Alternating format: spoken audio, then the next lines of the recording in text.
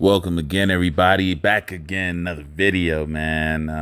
We're gonna chat about narcissistic friends and the signs to look out for. Right? I've been getting people wanting to know about this and shedding some light on it. So we're gonna jump into it. Many, many of you have Many of you have individuals in your life, at least, in which you label as a friend, which are actually narcissists. You overlook the key signs of what you are dealing with, and you get involved in these entanglements. I'm sorry, I had to throw that in there, yo. You know that word is going around like wildfire right now, but you get involved with these narcissists, at least before you know it, the drama ensues. A lot of the, you know, problems and the things that come with narcissistic behavior is experienced by the person who's trying to be the friend with the narcissist. So we're going to get into it and just go over some key things. You know, I got about 4 things that you can look out for to give yourself at least a better perspective on how to identify them quick, at least. One of the biggest things I see, at least, the blaming, projection, and the guilt trips. You know, the key components to the narcissist nature is to project their negative characteristics onto their friends or people who are around them. They'll say that you're needy or you're ungrateful or and so forth. And oftentimes you'll find that these are the very things that is within them, how they feel about themselves. And they try to make you feel just as bad as them. I mean, you know the old saying, misery loves company. So if you're around them and you're displaying, peace of mind and contentment, well, that is not the type of person that they want to be around, because it amplifies how miserable and discontent with themselves that they are. So they need to get everyone down to their level.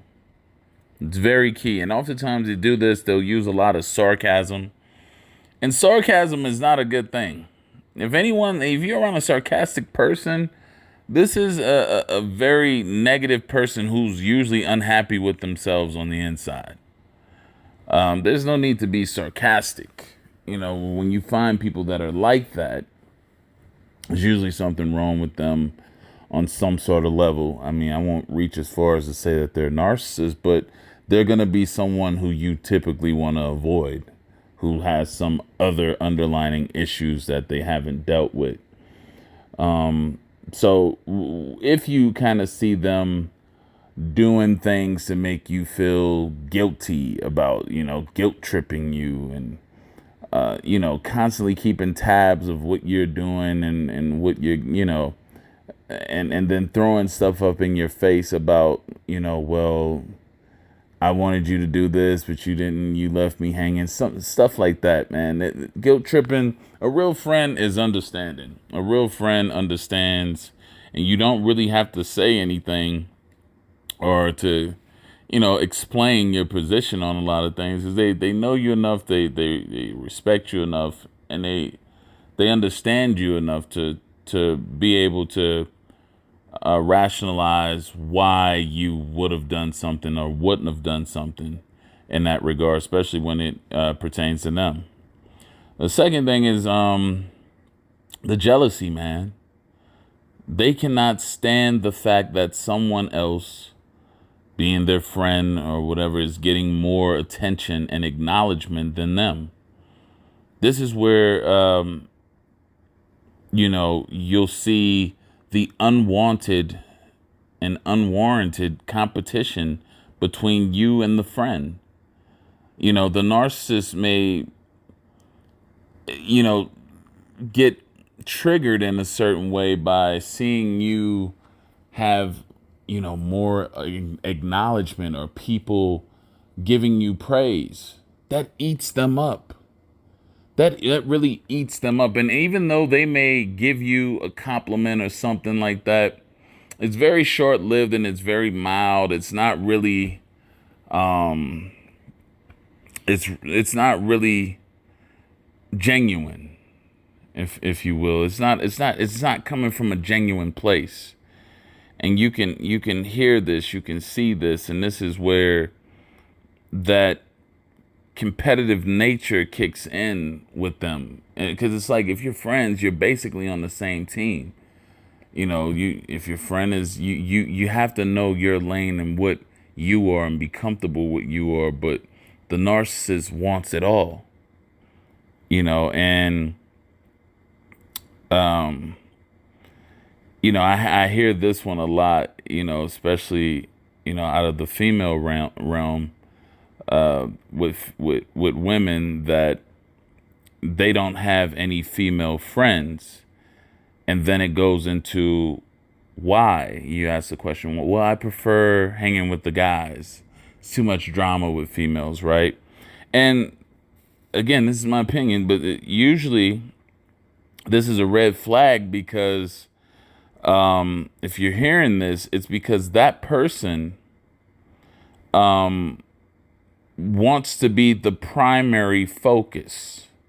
They cannot deal with the fact that there's competition of another female around them who may be just as attractive, who may draw just as much attention. So in order to eliminate that, right, they will totally get rid of or only want to be to themselves or hang around the opposite sex. So the opposite sex is only desiring them.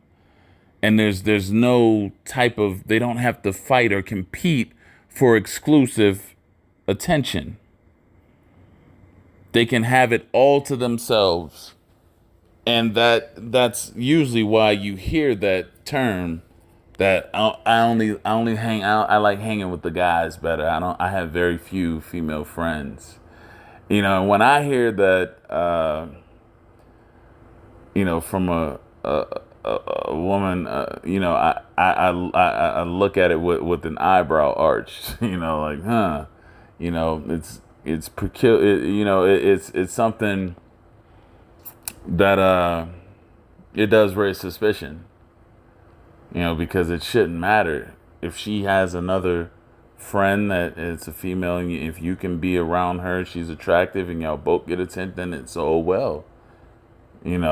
It's may the best person win, but that's not how a narcissist operates. And the same thing for guys, probably in the same sense. The competition, when they can't stand to lose. So to have that friend getting more attention and basically getting more, more acceptance to them is how they see it. That invalidates the narcissist. And it makes them feel very bad inside. It makes them feel like they're unwanted. And so to avoid that feeling, they will put themselves in a position where there is no competition. All right. So the third thing, the unrealistic, one-sided expectations of that friend that the narcissist may have, and with the narcissist, the friend is supposed to meet all of their emotional needs, to be there for them whenever they call, whenever they need help, to come there and help them out and, put out for them. And here's the thing.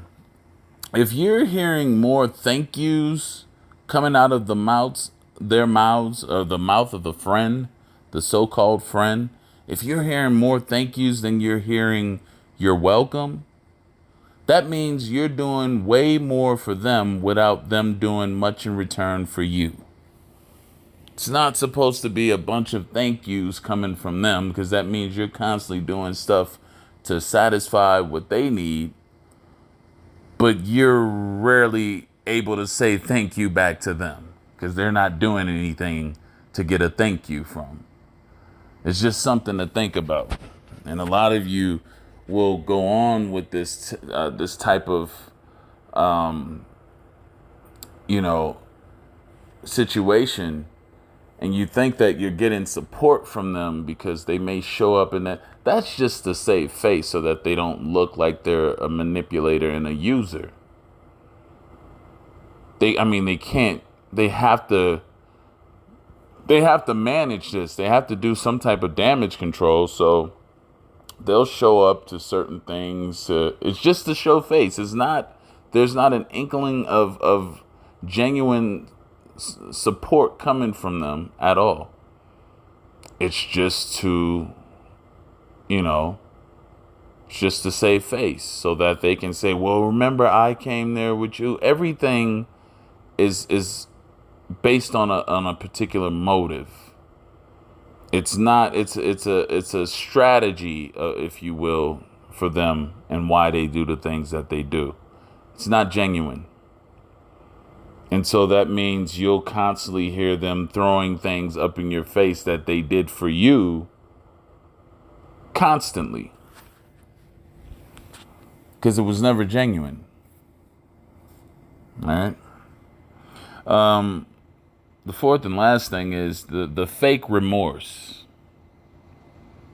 And if you're hearing an apology out of the narcissist's mouth, the I'm sorries, this is used as a manipulative tactic. Okay? A normal person knows that real remorse takes time to reset and get back to normal levels of trust, at least. But the narcissist expects an immediate same level of trust and participation to be the same as before, basically where it left off. They expect to pick right back up where it left off without any change in your character to them or treatment to them. They don't want to deal with that. They don't want to do the work to get things back to normal. They expect an instant return. That's that entitlement again. And we know that just doesn't work like that.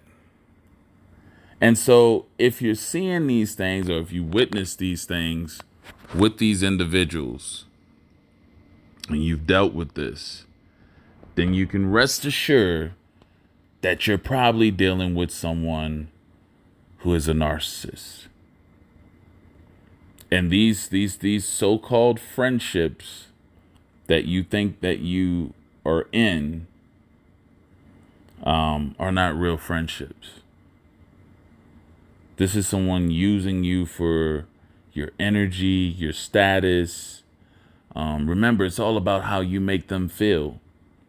It's all about how you are able to give them some sort of motivation or something. Or you might make them look better by being around them. It's never from a genuine, honest or honorable position.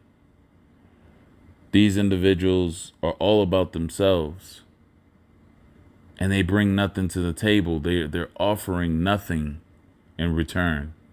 Even though it may seem like there's some benefit from them, it's all fake. It's all fake. Everything that they're doing is fake. They won't lay down their lives for you. They won't go to war with you. They won't. Soon as stuff gets tough, they're out of there.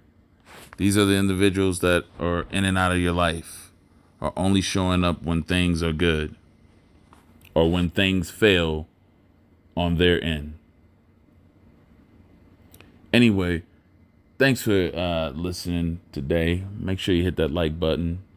Subscribe if you haven't subscribed. And until next time, have a good one. Take care of yourselves. Be safe out there. Bye now.